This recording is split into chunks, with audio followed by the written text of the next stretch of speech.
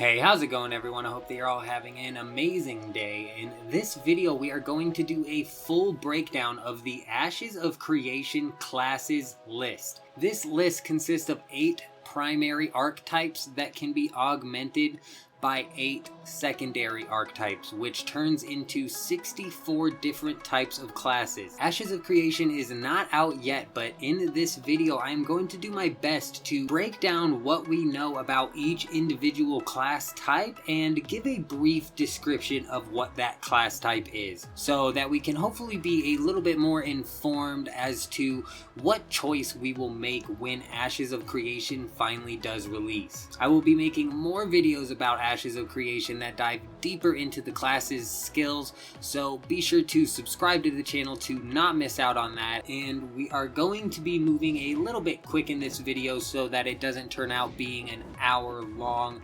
But do me a favor, and if this video helps you out, then help me out by hitting the like button. But let's get this started. So I said in the intro there are 8 primary archetypes, and as you progress with that primary archetype, you will eventually have an opportunity to choose a secondary archetype. This secondary archetype will augment the primary skills with effects from that secondary archetype. It is the combination of these 2 archetypes that creates what is referred to as a class. This game is still being developed, so not all of the secondary archetype augments have been described yet, but there is still a lot of information to go over with these second archetype augments. Anyways, let's stop rambling and get into it with part 1. Part 1 being primary archetype descriptions. So the first primary that we are going to be going over is the fighter. Fighters are experts in physical combat, a master of many weapons. This warrior strikes fear into the hearts of his foes. The developers say that they want the fighter archetype to include maneuverability and closing the gap mechanics that allow for quick traversal of the battlefield. Their hopes is to enable them to cut through enemy lines, perhaps to rush to the support area of a raid to take out the healers with a quick DPS burst. They also add that they want the fighters to be masters of different weapons, not just of the melee variety. The second primary that we are going to go over is the tank. It is a tank's job to control a fight, helping the party mitigate incoming damage and dictating who is getting hit. Tanks will have different build options such as evasion tanks, control tanks, or even shield tanks. They also add that all of the classes that are a tank as a primary will be viable for tanking the upper end raids. The last thing about the tank primary that I want to point out is that they say tanks will not be forced to have a shield, but it is always definitely a viable option. The third primary we are going to go over is the rogue archetype. Rogues are masters of opportunity who use skill, positioning, and the environment to dish out frightening amounts of damage. In a rogue's downtime, they still provide a solid utility, helping friends navigate dangers that are otherwise unseen. They say that all classes are capable of adventures, but rogues excel at delving the deepest dungeons and finding the most hidden treasures. To ensure that these hidden treasures are not just a one-time find, they will randomly be spawned and randomly rotated throughout the day to ensure that the encounters with the hidden treasures do not become predictable. The fourth primary archetype we are going to go over is the ranger. Death from afar is the ranger's best friend. Being a master of the bow and ranged combat, rangers are more than happy to let others get their hands dirty. No one else has such a keen eye than a ranger in natural environments. One thing to take note of with the ranger class is that they will have a minimum distance requirement in order to perform certain abilities. Similar to how melee fighters need to be within a certain range to perform an attack, rangers must be a certain distance away in order to perform certain attacks. This is going to be interesting because it will encourage rangers to actually stay at a ranger's distance, and also it will put them at a little bit of a disadvantage when an enemy is too close. The fifth primary archetype we are going over is Mage. Masters of arcane, mages bring terrible elements to bear devastating spells. There will be elements such as air, fire, water, and even lightning in Ashes of Creation, and these elements may have more influence in certain seasons and environments. For example, frost spells would be more powerful in the winter. Mages seem to actually be a very complicated class, and honestly they deserve an entire video to go over what the mages are all about. So be sure to keep an eye out for that, because we need to move on into the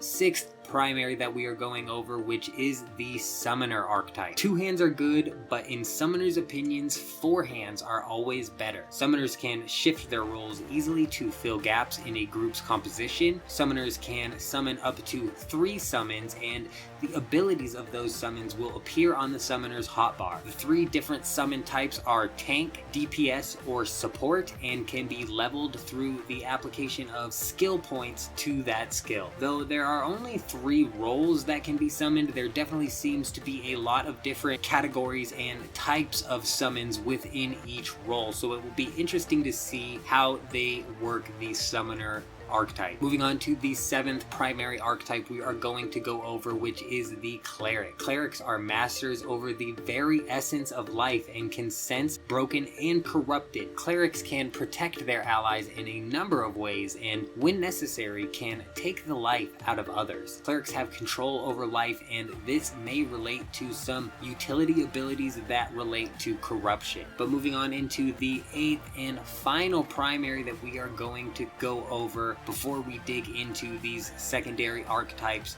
and that is the Bard. Bards are truly a force multiplier who can weave songs of glory and conquest, inspiring comrades to great heights. The Bard knows secret and powerful words and is able to speak into being terrible nightmares, or even convince foes to become friends. Bards are a support role that make a party better as a whole, but they also have engaging combat abilities, not just buffs. Bards, mages, and summoners all have a lot of information to go over. Too much information for this video, but keep an eye out, because I will be making one video that dives really deep into each of these different archetypes. But because we have 56 more classes to go over in this video, we will just be moving on. Thankfully, only a handful of these second augments have been described, so a lot of the 56 classes we will be going over just their name and their combination. But in any case, let's go over the secondary augments that we do know and talk about exactly what they do. The first secondary archetype that has an augment that we know of so far is Mage. Mages will offer 4 elemental schools of augmentation, such as teleportation, fire, frost, and lightning. Just for example, say for instance I am a ranger that has a charge bolt ability as my primary active skill, and I've also chosen Mage as my secondary archetype and applied the elemental to it. I now have a frost charge bolt, and if I fire that frost charge bolt and hit a target, they may end up freezing for a period of time, and or as a debuff might have a slower speed. There's going to be 4 schools of augmentation for each archetype. One of the schools for the mage is the teleport school. You can take that teleport augment, apply it to your charge skill. Now instead of charging X distance over a certain period of time, you will be immediately teleported to the target, dealing X amount of damage.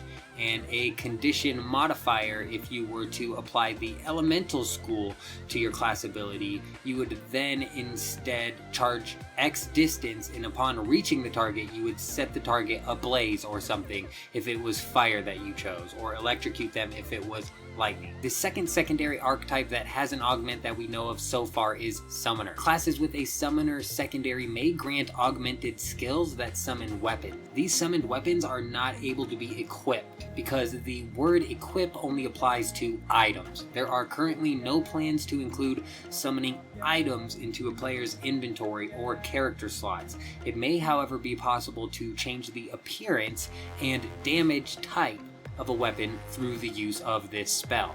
There are summoned weapons that appear as a spell, visual effects to damage opponents for a period of time. These will not be able to be wielded, since wielding implies an item in a character's equipment slot. So basically you won't summon an item into your inventory, you'll summon an ability that changes the way that your current items work. Another secondary archetype augment that we know of is Cleric.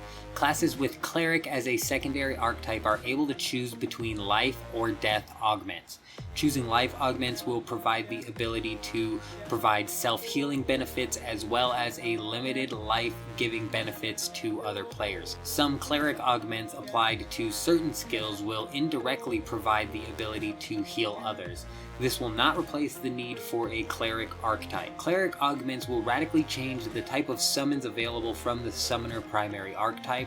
Skeletons, zombies, and other undead summons will be possible with the death-based augments. Any class that is going to choose cleric as a secondary class will have the ability to choose from those augments to influence their skills to affect the life of others around you. So far, that is all of the secondary archetype augments that we know of, and now we are just going to go through the entire list and name off what class each combination of archetypes will make. For naming sakes in this chart, I am going to start off each segment with the primary archetype, and then we'll be reading only the secondary archetypes from then on. Hopefully that makes a little bit more sense in a second, but starting off with the fighter primary archetype, we then have 8 classes that can be made. Using the fighter secondary, you will become the weapon master. The tank secondary becomes the dreadnought. The rogue secondary becomes the shadow blade. The ranger secondary becomes the hunter. The mage secondary becomes the spell sword. The summoner secondary becomes the blade caller, and the cleric secondary becomes the high sword, and the bard secondary becomes the blade caller. Moving on into the tank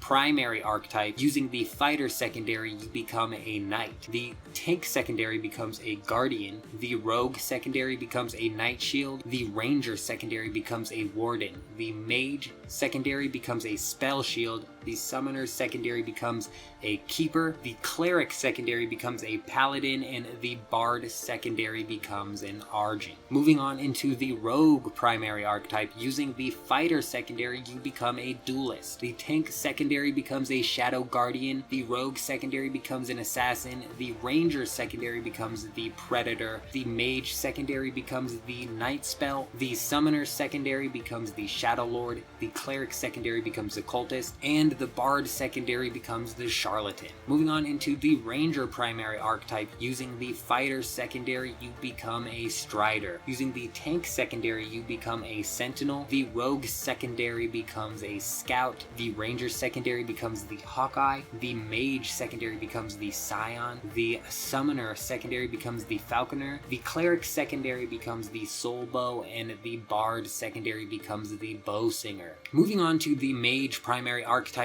using the fighter secondary, you become a battle mage. Tank secondary becomes a spell stone. Rogue secondaries become shadowcaster. Range secondaries become spell hunter. Mage secondary becomes arc wizard. Summoner secondary becomes warlock. Cleric secondary becomes acolyte, and bard secondary becomes sorcerer. Moving to the summoner primary, using the fighter secondary, you become the wild blade. Tank as a secondary becomes brood warden. Rogue as a secondary becomes shadowmancer. Range secondary becomes beastmaster. Mage secondary becomes spellmancer. Summoner secondary becomes conjurer. Cleric secondary becomes necromancer, and bard secondary becomes enchanter. Moving on to the cleric primary, and using the fighter secondary, you become the templar. Tank secondaries become the siren. Rogue secondaries become the shadow disciple. Ranger secondaries become the protector. Mage secondaries become the oracle.